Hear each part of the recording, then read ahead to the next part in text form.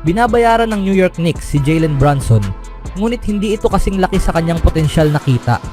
Ayon kay Adrian Wojnarowski ng ESPN, pumayag ang All-Star ng Knicks na si Jalen Brunson sa 4 na taon na may halagang $156 million contract bago pa man siya maging karapat-dapat sa 5 taon na nagkakahalaga ng $269 million deal sa susunod na summer.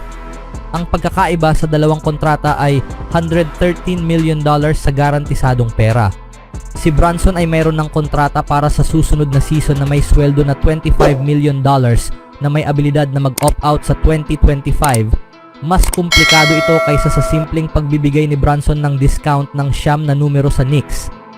Tulad sa paliwanag ni Wojnarowski, makakatanggap si Brunson ng $37.1 million na mas mababa sa susunod na 3 taon, ngunit ang ika-4 na taon ay isang player option. Kung pipiliin niyang mag-opt-out, si Brunson ay magiging eligible sa isang 4 na taon na may halagang $323 million deal sa 2028 o isang 5 taon sa halagang $418 million deal sa 2029. Si Brunson ay magiging eligible sa isang 4 na taon.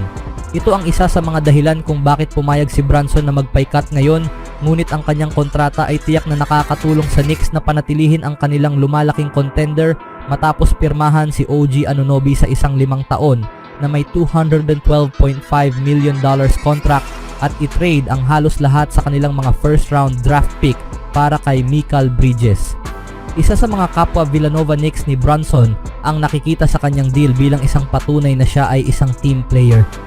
Kaya't ginagawa ni Brunson ang pabor sa kanyang team at posibleng sa kanyang sarili rin sa hinaharap sa pag-aakalang siya ay mananatiling isang star sa 2028 kung saan siya ay magiging 31-year-old. Ang deal na ito ang pinakabagong hakbang sa off-season ng Knicks na naghatid ng maraming hype. Bagaman nawala nila ang standout center sa Oklahoma City Thunder sa free agency, ang pagpapanatili kay Anunoby ay nangangahulugang ang team ay magkakaroon ng kakayahang mag-double down sa isang core na mukhang isa sa pinakamahusay na team sa NBA nang nagawa nila ang trade deadline acquisition.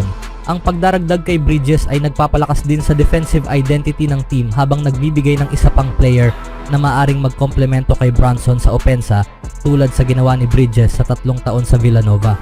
Ang pangunahing suliranin sa off-season na ito ay ang mga alalahanin tungkol sa financial flexibility sa hinaharap. Sa kabutihang palad, handa si Brunson na tulungan sila. Ang pagkuha kay Jalen Brunson ay ang isa sa pinakamahusay na hakbang ng Knicks 2 taon na ang nakalipas. Napapayag ng Knicks si Brunson na iwan ang Dallas Mavericks para sa isang 4 na taon sa halagang $104 million contract upang maglaro sa Madison Square Garden. Nawalan sila ng second round pick sa proseso matapos matukoy ng NBA na may tampering na nangyari. Walang nagrereklamo tungkol sa nawalang pick ngayon dahil ang pagpirma kay Brunson ay isa na sa pinakamagandang hakbang sa kasaysayan ng Knicks. Matapos ang 4 na season sa pagiging isang complementary piece kay Luka Doncic, namukadkad si Brunson bilang isa sa pinakamahusay na guard sa NBA nang mabigyan ng pagkakataon sa Knicks. Ang kanyang halaga ay higit pa sa court bilang isang leader para sa team ng young core mula sa Villanova sa ilalim ng head coach na si Tom Thibodeau. Sa humigit kumulang $26 million kada season, kakaunti ang mas mahusay na bargains sa NBA kaysa sa kontrata ni Brunson. At ngayon ay mas lalo pa niyang tinutulungan ng team. Matapos naging headline, sinabi ni Josh Hart na dapat gawan ng rebulto si Brunson dahil sa kanyang sakripisyo. Anong masasabi niyo mga kaibigan? Sa sumunod na balita naman mga kaibigan, nagbalik na si Nikola Jokic sa court, naglalaro sa harap ng maraming audience sa unang pagkakataon sa loob ng 2 buwan.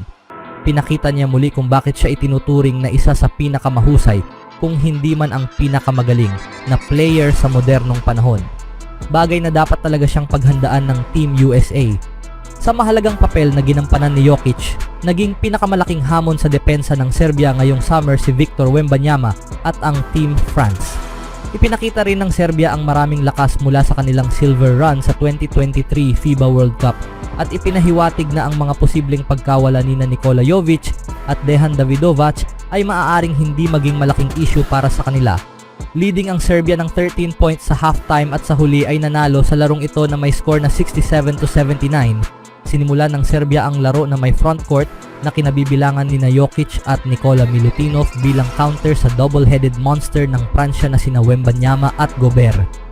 Gayunpaman si Ogjen Dobric ang kumuha ng spotlight sa simula na itama ang dalawang 3 points sa unang quarter. Maganda ang naging laro ng frontcourt ng Pransya. Naka-score si Wembanyama ng step back 3 laban kay Jokic at si Rudy ay nagpakitang gilas sa opening quarter sa pamamagitan ng turnaround jumper. Nag-excel ang depensa ng Pransya sa dulo ng unang quarter habang nagsiswitch sila sa lahat ng posisyon at nagkaroon ng 5-point na kalamangan sa pagpasok sa ikalawang quarter. Ngunit binago ni Jokic ang momentum sa ikalawang quarter, nagpapakita ng matinding determinasyon at kagustuhan na manalo. Pinahirapan niya ang kanyang mga kalaban mula sa France, nakuha ang bola at matagumpay na nag-post up kay Wembanyama. Nagsimula ang turnaround sa depensa para sa Serbia, napahintulutan lamang ang France na maka-score ng 9 points sa second half. Nagpatuloy ang Les Bleus sa trabaho sa ikatlong quarter, nakakahanap ng ilang mahihirap na basket at nabawasan nila ang deficit sa 8 points pagpasok sa huling quarter. Na-foul out si Jokic sa natitirang 4 minutes ng regulation na nag-open ng espasyo para sa France na cut nila ang deficit sa 4 points. Gayunpaman, ang ball movement ng Serbia sa clutch moments at mga malalaking tres ni Petrusev at Bogdanovic ang nagpanalo sa kanila sa laro. Ang 3-time NBA MVP at ang isa sa pinakamahusay na player sa kasalukuyan, si Nikola Jokic ay naipanalo na ang lahat sa Atlantic Ocean, ngunit mayroon pa siyang dapat patunayan para sa kanyang national team sa summer na ito, at ito ay ang manalo ng ginto sa paparating na Olympics sa Paris. Para bang personal para sa kanya ang laban kay Wembanyama at Gobert at ipinakita niya ang maraming desire at tapang. Ang kanyang depensa ay bihirang mapasama sa highlights, ngunit naging matibay siyang haligi sa ilalim ng basket ng Serbia. Tinapos ni Jokic ang larong ito na may 20 points at 12 rebounds sa loob ng 30 minutes sa aksyon. Si Wembanyama ay may 14 points sa 3 of 8 field goals, 10 rebounds at 3 assists. Sino ang mag-aakalang posible ang maka-score laban sa Pransya sa loob ng paint? Sa katunayan, nakapuntos ang Serbia ng 40 points mula sa lugar na iyon sa court. Ang mga tao ni Svetislav Pesic ay ginawang sandata ang pinakamalaking advantages ng France. Hindi lamang si Jokic at Filip Petrusev ang naka-score doon, kundi pati na rin sina Bogdanovic at Alexa Avramovic na regular na pumapasok. Samantala, naka-score lamang ang France ng 12 points sa kategoryang ito. Muling pinangunahan ni Avramovic ang kanilang ball pressure, kumukuha ng 3 steals mula sa 11 ng team. Ang mag-dribble laban sa kanya ay mananatiling bangungot para sa sino man sa darating na Olympics. Bagay na masusubukan ang kanyang depensa sa mga tulad ni na Stephen Curry, Durant o kahit sinong scorer ng Team USA. Ang agresibong depensa ng Serbia mula noong nakaraang taon ay hindi naglaho, at ngayon na may Jokic na namamayani sa paint, mukhang kahanga-hanga sila. Ang mga Serbs ay mukhang fit at handa na, parang magsisimula na ang Olympic tournament bukas. Tiyak na nasiyahan si Pesic sa kanyang nakita sa ngayon.